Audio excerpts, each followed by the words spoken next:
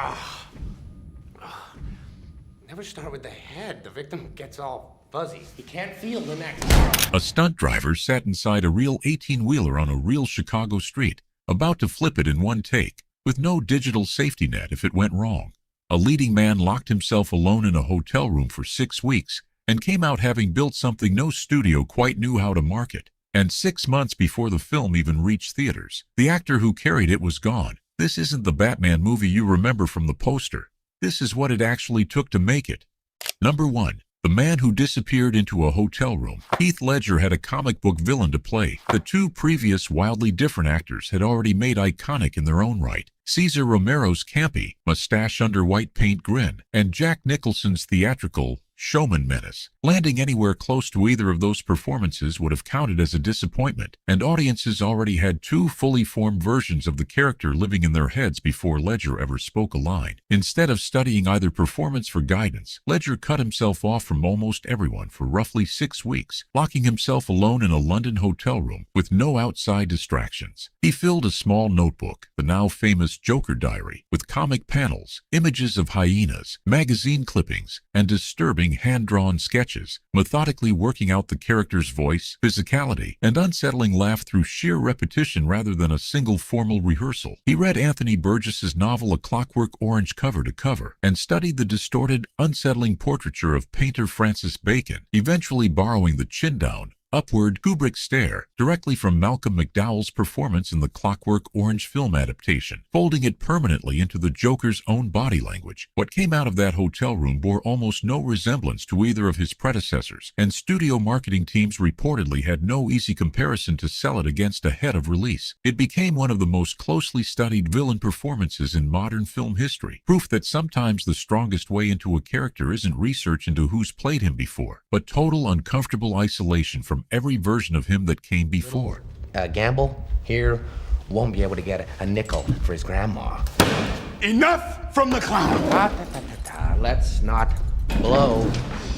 Number 2. The myth. Even the crew can't kill. Ask almost any Dark Knight fan about the Gotham Hospital explosion, and you'll hear the same story told back to you, almost word for word. Ledger, standing in full Joker costume outside the building, casually detonated it on cue. The real explosive supposedly failed to fire on schedule. He improvised an amused little shrug and impatient gesture toward the building while waiting, and only then did the whole structure blow for real, apparently catching him genuinely off guard on camera. It's a fantastic story, and it's spread everywhere, repeated in articles, forum posts, and video essays for years. Special effects supervisor Chris Corbould has heard it told back to him more times than he can count, often by people fully convinced they're sharing an insider secret. He said, plainly and directly, that it isn't true. The explosion went off exactly on cue, on schedule, with no genuine surprise delay and no improvisation forced by an actual malfunction. The small gesture audiences remember as a spontaneous, unscripted accident was simply a well-executed piece of acting, performed exactly as planned from the very first rehearsal. A reminder that even people who were standing right there on set can't always stop a good story from outrunning the truth of what actually happened.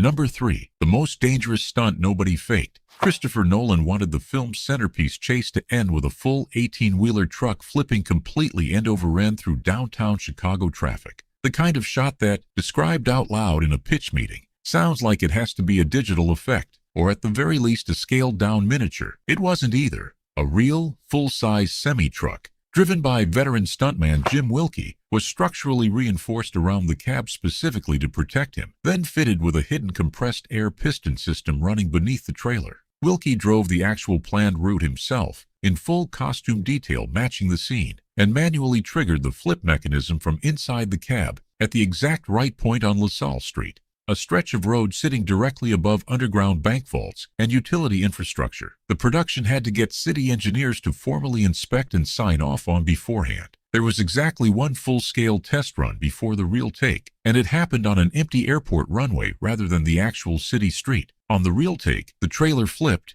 cleared the cab entirely, and landed almost perfectly upside down, matching what the team had calculated on paper. Nobody was hurt in the process, Almost nothing visible on screen in that shot is digital, mostly just some cleanup work erasing the launch mechanism itself after the fact. According to the film's own director of photography, it remains, by most accounts, one of the single most genuinely dangerous practical stunts ever executed for a major studio blockbuster.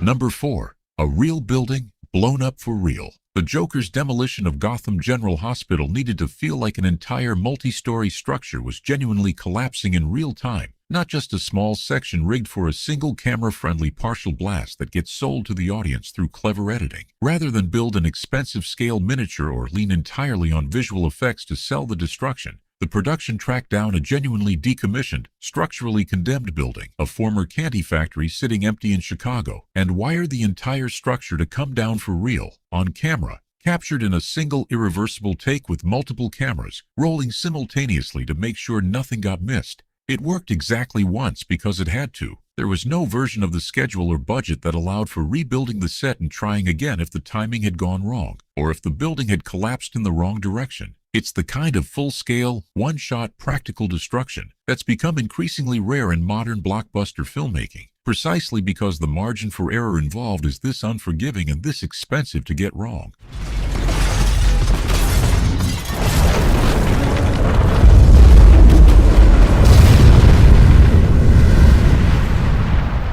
Number 5. The film that opened without its star. On January 22, 2008, while The Dark Knight was still deep in post-production and months away from its scheduled release, Heath Ledger died in his New York City apartment from an accidental overdose involving a combination of prescription medications. He was 28 years old. The film wasn't finished. Warner Brothers had already been building an extensive viral marketing campaign around his Joker, full of in-character websites and teaser materials, and the studio now had to figure out how to promote a film whose most talked about, most anticipated performance belonged to an actor who would never see the finished movie, do a single press interview about it, or answer a single question from a fan. The studio quietly reworked its promotional approach in the months that followed, and the film reached theaters that July anyway, roughly 6 months after his death, carrying a performance that critics and audiences alike immediately recognized as something far beyond a typical comic book villain turn, a farewell nobody in the audience had asked for or expected, delivered in full clown makeup, on a screen he would never get to see it play on.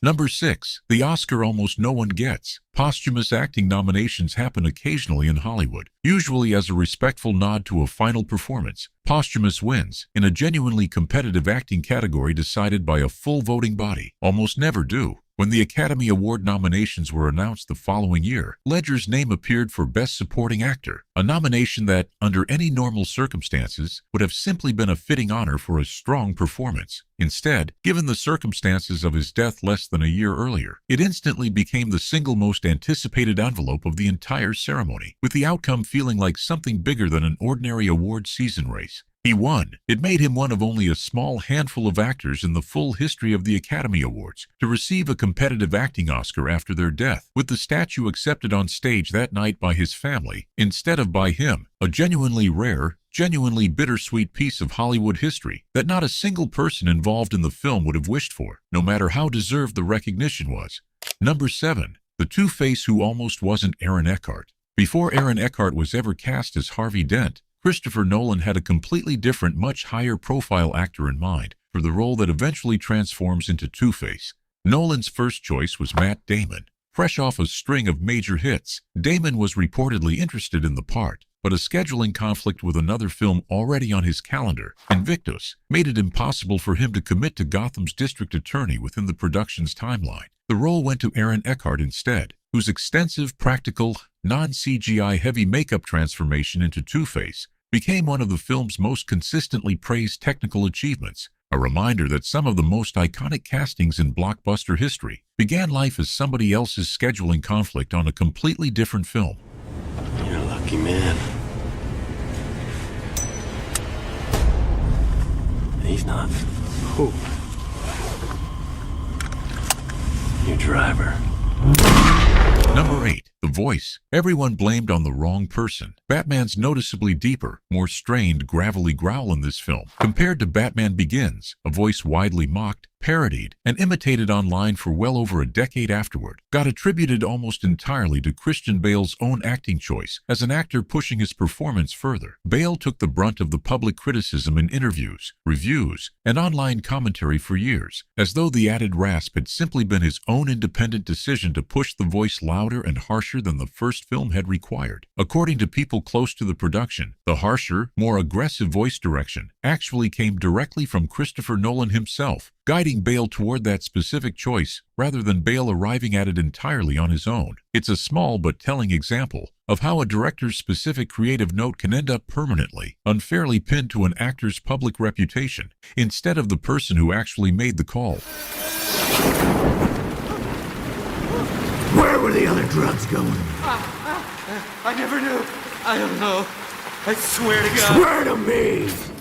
Number 9. The stunt Bale insisted on doing himself. A sweeping helicopter shot needed to show Batman standing calmly on the exposed edge of one of Chicago's tallest buildings, looking out silently over the entire city. Exactly the kind of high-risk, high-altitude shot a studio would normally hand straight to a stunt double without a second thought or any real debate. Christian Bale specifically wanted to actually be up there in person himself, rather than being swapped out for a double in an identical suit for a moment this visually iconic and central to the character. The sequence was filmed for real on top of the Sears Tower, with Bale genuinely in position himself for the shot. He's since said it mattered to him specifically, so that he could honestly say, afterward, that he'd actually done it, a small piece of old-fashioned movie star stubbornness, sitting comfortably inside a film otherwise built almost entirely on practical stunts nobody could easily fake anyway.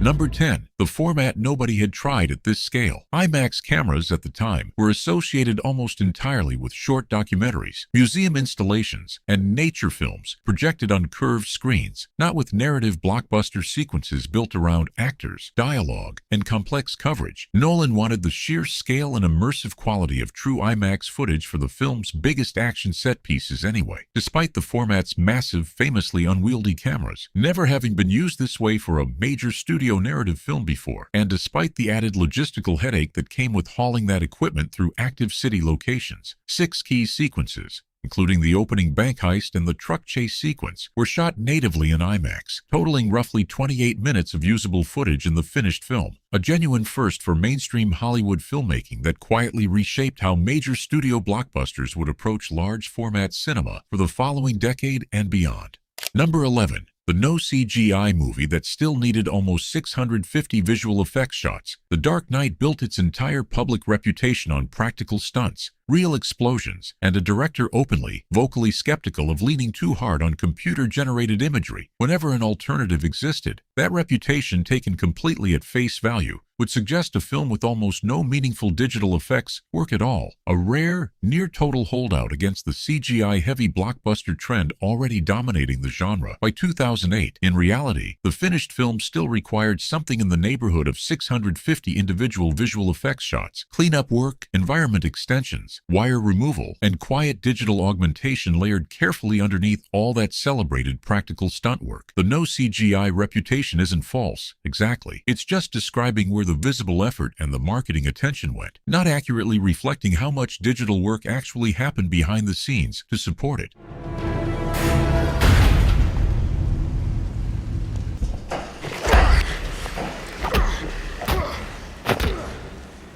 Number 12. A city that had to say yes to its own chaos. Flipping a real full-size 18-wheeler on a real, still active downtown street meant securing permission from an entire city government's infrastructure department, not just a standard studio filming permit signed off by a location manager. LaSalle Street sits directly above a dense network of underground bank vaults, utility tunnels, and manhole infrastructure, meaning Chicago's own civil engineers had to formally inspect and verify the street could physically withstand the impact of a several-ton truck slamming down onto it before anyone on the production was allowed anywhere near a live detonator. They signed off after weeks of coordination and planning between the production and city officials. The stunt went ahead exactly as scheduled, and Chicago's own skyline, streets, and underground infrastructure became just as much a part of the film's practical filmmaking legacy as any single actor's performance, an entire city quite literally holding its own streets together for one scene in a superhero movie.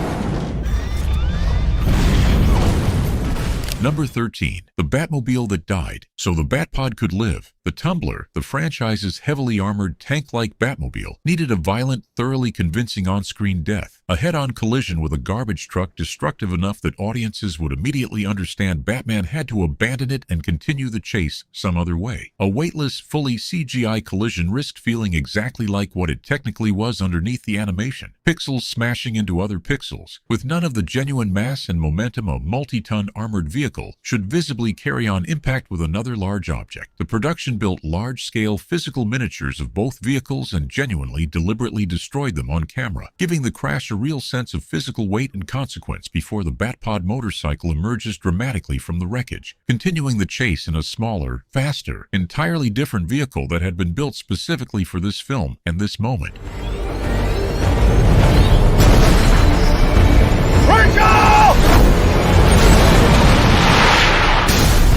Number 14. A villain's makeup that took the long way round. Harvey Dent's transformation into Two-Face needed to look genuinely, disturbingly real on screen. Exposed muscle, bone, and teeth, visible across half of his face, without ever tipping over into obvious, weightless digital cartoonishness that audiences could immediately clock as fake. The easy modern shortcut available to any big-budget production would have been a fully CGI face, rendered digitally for every single Two-Face scene, built entirely in post-production with no physical makeup involved at all. Aaron Eckhart instead performed the overwhelming majority of his Two-Face scenes under extensive practical prosthetic makeup, applied directly to his face for hours at a time, with digital work layered in mainly to enhance and extend what was already physically there, rather than replace it outright. It's a slower, harder, more expensive process that critics have consistently pointed to over the years as a major reason the transformation still holds up as genuinely unsettling today, rather than looking dated the way many early 2000s CGI faces already do.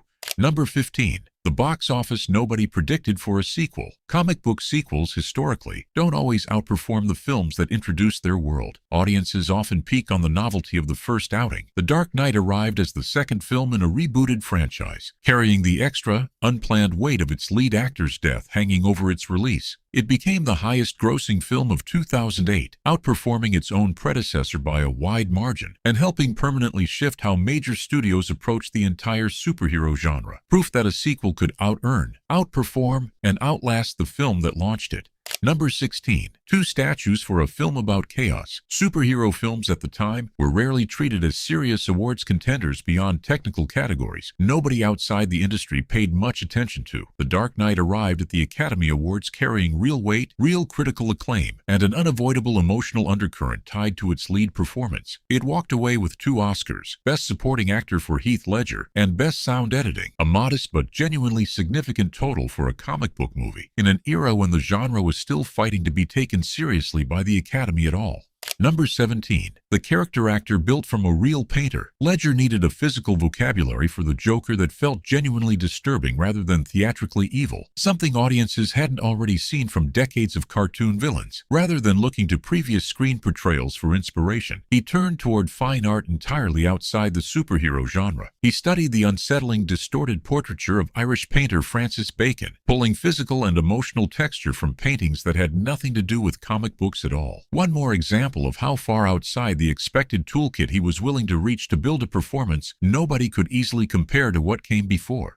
Number 18. The line that never needed a rewrite. Big-budget franchise films typically go through extensive script rewrites, reshoots, and studio notes before a performance this unconventional would normally be allowed to survive intact. Ledger's Joker, as written and performed, was a significant tonal departure from every prior big-screen version of the character, genuinely unsettling in ways studio executives might easily have gotten nervous about and pulled back. It largely wasn't softened. The performance that reached theaters is close to the one Ledger built alone in that hotel room months earlier, near untouched by the kind of committee-driven adjustments that often sand the edges off exactly this kind of risk. What do you believe in, huh? What do you believe in? I believe whatever doesn't kill you simply makes you stranger. Number 19. A franchise that refused to play it safe twice. Following up a beloved franchise reboot with an even darker, more morally complicated sequel is, historically, one of the riskier moves a studio can make. Nolan pushed the sequel further into moral ambiguity, terrorism-adjacent themes, and a genuinely bleak final act, rather than retreating towards safer, more crowd-pleasing territory. After Batman Begins had already proven successful, audiences and critics rewarded the risk rather than punishing it, cementing The Dark Knight's reputation not just as a great superhero movie, but as one of the more structurally daring studio blockbusters of its entire decade. Number 20. The performance that changed what a comic book villain could be. Before this film, big-screen supervillains were largely expected to stay within a certain register. Theatrical, campy, clearly rooted in the comic panel tradition they came from. Ledger's Joker refused that entire register, built instead from isolation, a Clockwork Orange, and a dead-serious commitment that blurred the line between performance and genuine discomfort for audiences watching it. More than 15 years later, it remains the reference point every subsequent screen villain gets measured against. A 6-week hotel room experiment that permanently changed what studios and audiences expect a comic book villain to be capable of. That's the real story behind the chaos. Which fact hit you hardest? Let us know below.